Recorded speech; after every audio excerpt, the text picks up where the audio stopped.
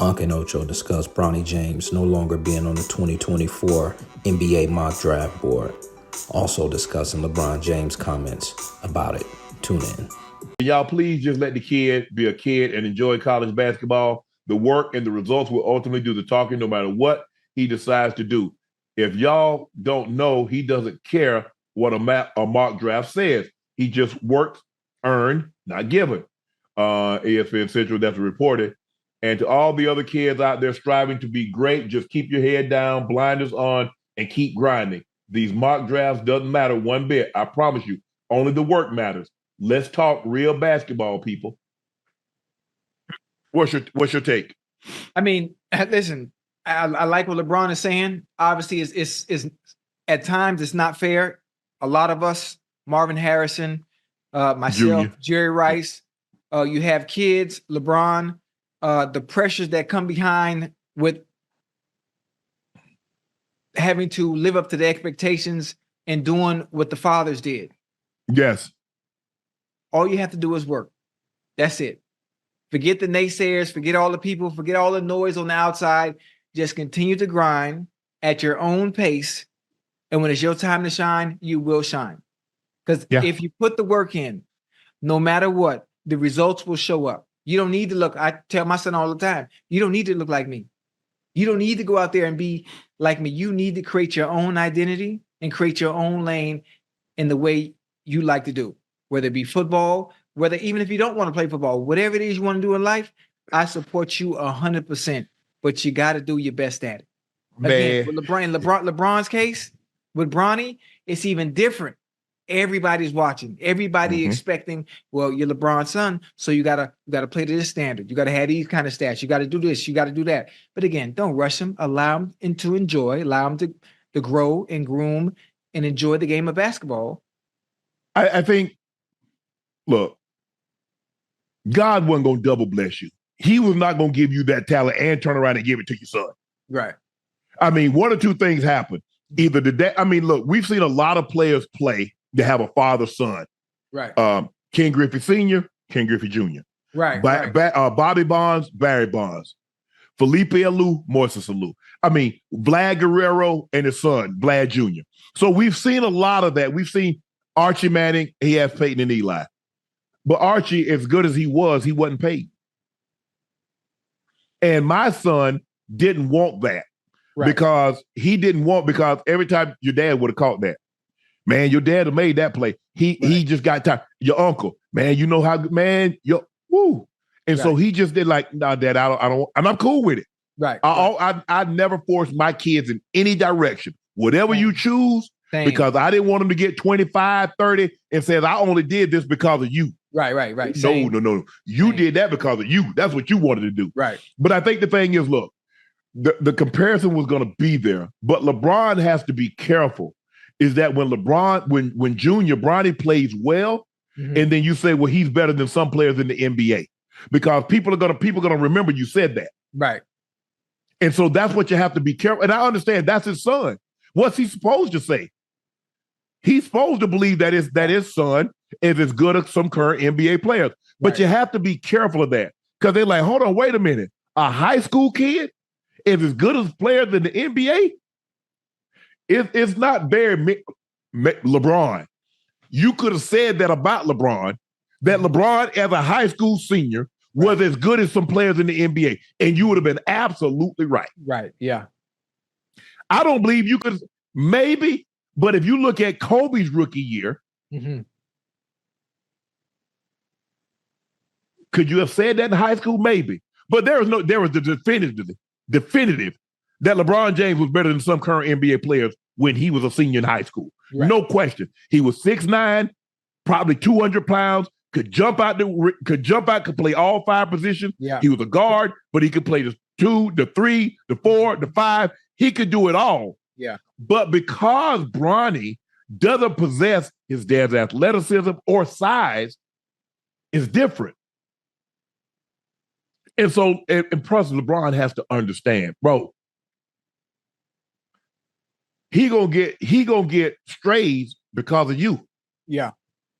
That's what you have to understand. You know the funny thing? But LeBron, even if LeBron didn't say anything, he's going to catch the stray just in general, just because of who your father is in general. Yes. Just because. But I think Bronny knows that, and Bronny has the type of temperament where he doesn't really care. He doesn't really care. You can't. It's like water off a duck's back. And you can't. Unless there have only been a handful of, I think the Hulls, Brett, Bobby Hull, played hockey. Yeah. And the father and the son is in the Hall of Fame. Right. But it doesn't happen. Maybe there's like a situation in baseball. I don't know. Is Felipe? I know Felipe, he had a brother named Matty and his son Moises. They all played, but I don't know if Felipe, I don't think Moises is in the Hall of Fame. I don't think Felipe is in the Hall of Fame or Matty.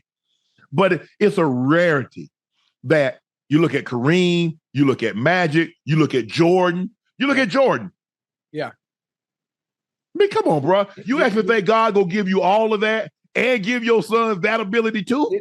Did his son hoop too? No. I think he ended up playing at UCF.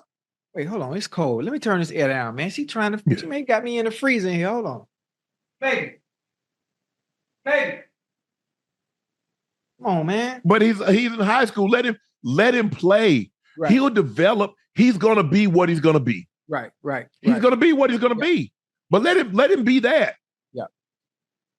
Because like I said, it's tough. I don't envy either one because I don't know what they expected LeBron. I mean, my son. I mean, if I had a son that was playing sports and wanted to go to the next level, hell yeah, I'm gonna hype him up. I give you an example. My brother said the same thing. Yeah. My brother used to tell his college teammates, like, my brother is good enough. My brother could start here in South Carolina. He said he could. He would always tell, oh, yeah, he's going to play. I mean, it's going to take him some while because he's not advanced because he didn't get the coaching that I got. Right. But give him a couple of years. So I don't begrudge LeBron for hyping his son. Hell, my brother hyped me. But obviously our relationship is very similar. Even though he's not my dad, he was my role model. So everything that he did, I wanted to do. But I get it. But people are looking to pounds. I mean, I don't get a reason why you want to beat a kid up. Because at the end of the day, he's still a kid. Regardless of who his dad is, he's a 19-year-old kid. I think he's 19. I think he's a 19-year-old kid. Yeah. But some of the people that want to beat him up, some of the people that want to pounce are the ones that really can't find, they're not happy with themselves for one. They're not in a position to be able to do what he's doing. Then you have personal gripes with LeBron itself, and now you have another reason because LeBron is doing so well. There's really nothing you can say about him. So what's the first thing you do? What's the first angle you take? Okay, take a shot at the kid. Take a shot at the kid. Yeah. So, and I never understood that. Why it's hard for me, Ocho, to like dislike someone that I've never met. Right. I mean, and a lot of people like that. There's a lot of people like I ask people all the time. Somebody just tweeted me that the other day. It was a tweet talk about us. It was just it was a nightcap clip, and somebody said, "You know what? I like but I don't like Ocho." And I tweeted it back like, "Miss, I don't even know you, but I love you." And the fact that how could you not like me?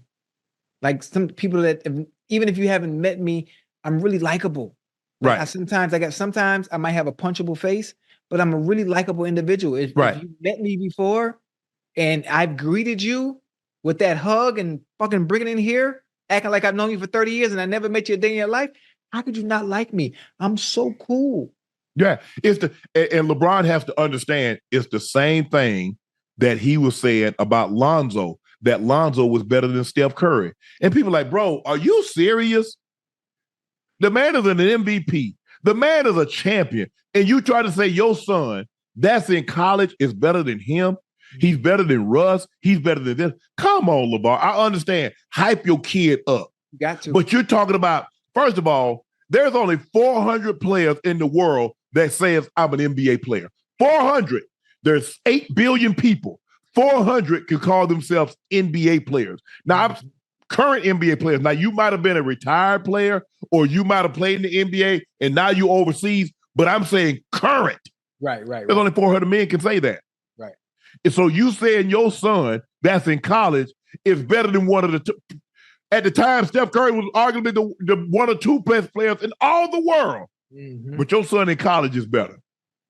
So people like, come on, LeVar. Now, I understand that you believe your son can play in the NBA, but damn, why you had to go to Steph? And so that's the approach that people took with LeBron. They're like, LeBron, okay, I get it. You love your son, and we're glad that you're in his life. But come on, bro. In the NBA, he better than NBA players in high school? That's how you got to feel about your kids sometimes. Sometimes you got to put them up on that pedestal because that's how you feel, you know. And listen, look how they did turn out pretty good. Obviously, he ain't better than Steph. Yeah, he's not better than Steph, but them boys do be balling. But Alonzo, hopefully, Alonzo's the one that's hurt right now. Alonzo's the oldest. He's the one that's been dealing with knee issues over the last couple of years. But Melo, hey, boy, young bull, nice with it, boy. Yeah. He nice with it.